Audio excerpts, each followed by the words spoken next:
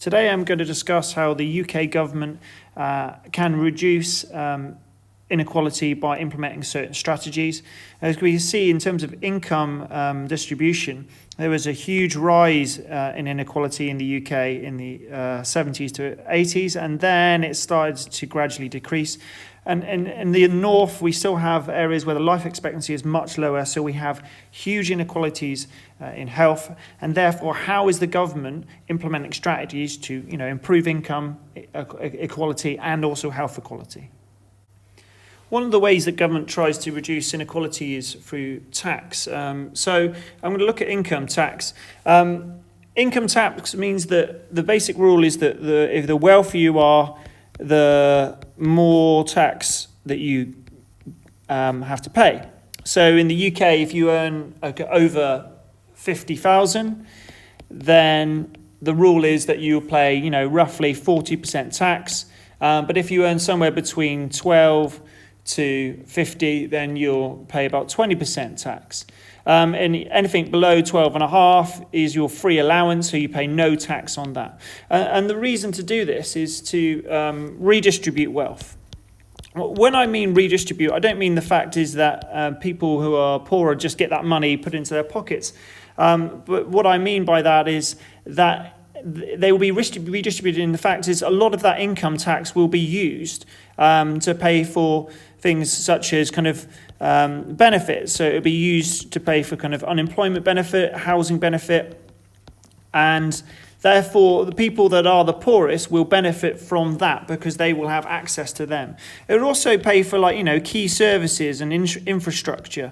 So the classic example is it will help pay for the NHS. And therefore, people who in other countries like the USA wouldn't be able to access free healthcare can access free healthcare. So you could have the idea that there are some people that are net contributors, who are people that are welfare, that actually pay a lot of tax and don't get loads of benefits. But the argument is that part of what they are paying for is the general upkeep of the country, infrastructure, services, public services, and therefore they are actually gaining stuff from it as well. Next, we have the fact that most food is got 0% tax on it. And this is, again, to benefit the poorest people in society. The reason is because they generally spend more money of their money on food. And because of this, because that takes up a larger amount of what they're actually spending on, if this was taxed, they would be severely disadvantaged. So it's trying to make sure that the poorest people aren't having to pay more taxation in terms of the most essential products. Inheritance tax is, again, one of those things. It's to try and avoid the stockpiling of wealth. This is talking about redistribution, as I've mentioned with income tax, and so people, if you inherit a certain amount of money on property, largely it's normally property or just money that you inherit when someone dies, because this is also known as the death tax. Then you have to pay tax on that. So if your estate, and when they mean that is that could be money, possessions, or property, if the value of the estate is over 325,000, then you pay money on that. And the reason, again, is to make sure that a small group of people don't just inherit all of the wealth.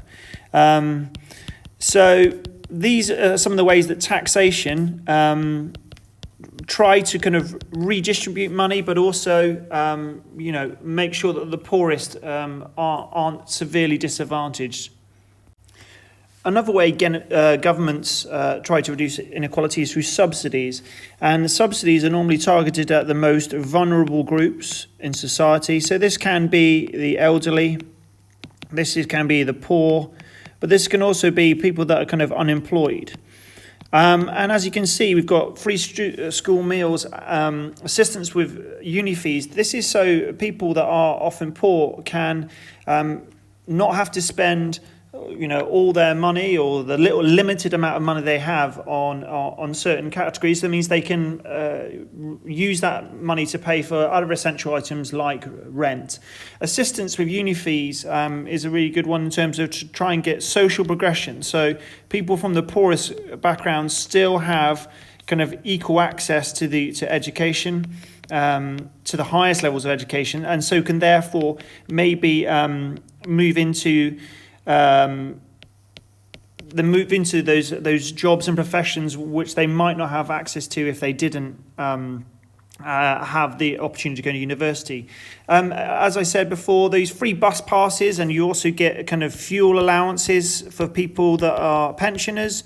And this is to make sure that, again, they are not having to spend money on transport or fuel, having a bit of support in that area, because those areas are expensive, and therefore they can still, have all the benefits of being able to pay for rent, but also being able to live a well-functioning life. We talk about social inequality in terms of income, but also in terms of access to all the opportunities available in life, and having a clear mental health. And the last one, obviously, benefits, as we've already discussed, for job seekers, disability, unemployment, to make sure people that, when they are most vulnerable, do have the opportunity to exist in society and function. Another way governments try to reduce inequalities through planning. Here's an example of how governments have planned to upgrade housing. If you see on this picture on the left, there is pictures of the tenement slums, which were, after World War II had ended, they were places that were incredibly overcrowded and had a lot of damage during wartime, and so weren't particularly great in terms of housing quality. And so what the government did is it planned to move people out of the slums into these flats, and this is an example of these kind of social housing in Glasgow called the Red Road Flats, with these large tower blocks, which were to improve the quality of people's lives, and that was planned by the government. They planned to destroy the housing for the tenements and then set up these new high-rise flats. As we say, things aren't static, and so now these Red Roads flats, which were built in the kind of 1950s era and beyond, were seen as the kind of pinnacle of reducing inequality and providing a home for the poorest people, have now become areas where there is large inequality, and they are run down, and many of them have been destroyed. Planning doesn't always have to be done by governments in terms of improving housing, and this is an example from your case study for Toxteth.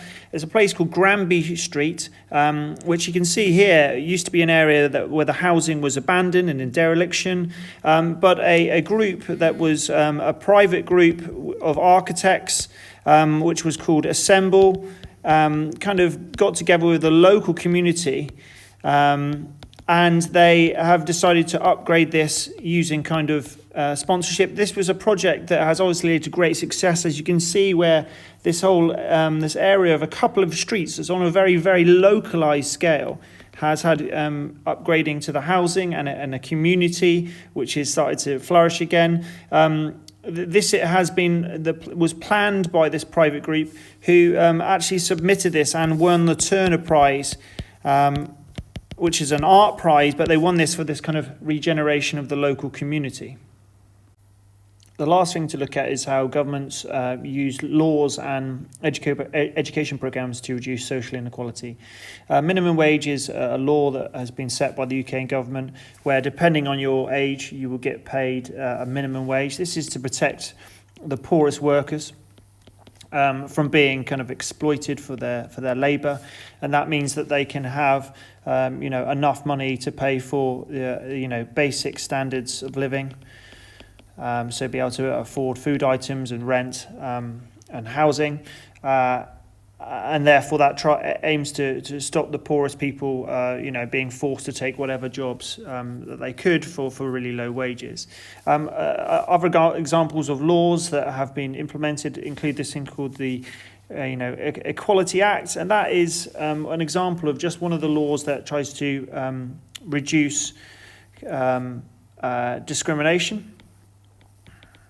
And this can be discrimination in terms of age or disability, but also it can be on race. And these means that you have kind of equal opportunities in lots of different arenas, but particularly in the workplace. So that means you can't be harassed in your workplace, you can't be stopped from getting a job dependent on your age or a disability or a race, and therefore if you have access to these opportunities, then you're more likely to be able to earn a good income and be able to access society, so you don't have a certain ethnic group or a certain age group being discriminated against. So laws and acts like the Equality Act are really, really important. Finally, health education programs, such as this program that was called Change for Life, which was run by the NHS and the UK government. This was largely targeted at the poorest groups, and it was in an effort to improve health education. So the slogan was eat well, move more, live longer, and it was promoting kind of eating 5 a day, exercising regularly. So this was an attempt to reduce kind of health inequalities by educating people and therefore getting people to look after their health so they could reduce obesity, which is a big problem in the UK and a lot of other AC countries, getting people that might have not have had the access to resources, but also the education to be able to improve those areas, and so that they are less likely to get health conditions which might cause them to live less, have lower life expectancy, or have a lower quality of life.